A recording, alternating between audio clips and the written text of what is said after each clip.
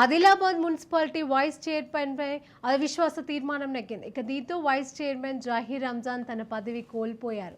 మున్సిపాలిటీలో 49 మంది సభ్యులు ఉండగా అవిశ్వాస తీర్మానానికి అనుకూలంగా 34 మంది సభ్యులు ఓటు వేశారు. అంతేకాదు కాంగ్రెస్ పార్టీ కౌన్సిలర్లకు వ్యతిరేకంగా సొంత పార్టీ కౌన్సిలర్లు ఓటు వేయడం విశేషం. వైస్ చైర్మన్ జహీర్ రంజాన్కి వ్యతిరేకంగానే అన్ని పార్టీల కౌన్సిలర్లు ఒక్కటయ్యారు.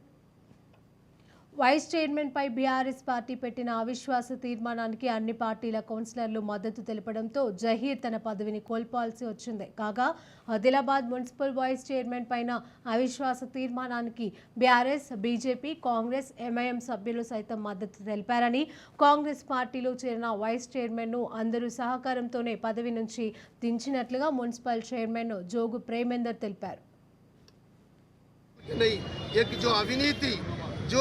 करप्शन के लिए जो लोगों को तकलीफ दिए, वो आदमी के लिए जो हिंदू मुसलमान सिख ईसाई कोई भी हो, ऐसा आदमी के लिए ये शिक्षा होना पड़ता। उस वास्ते हम ये फिर भी मैं अगर नेक्स्ट वाइस चेयरमैन इलेक्शन में भी मैं अनाउंस करा, इससे पहले हमारे पार्टी लोगों से भी सबसे मेरे पास आए से लोगों को भी बोल दिए, फिर नेक्स्ट वाइस चेयरमैन भी हमारा मुसलमान कैंडिडेट बनता बोल के मैं अनाउंस करे। अभी भी मैं पत्रिका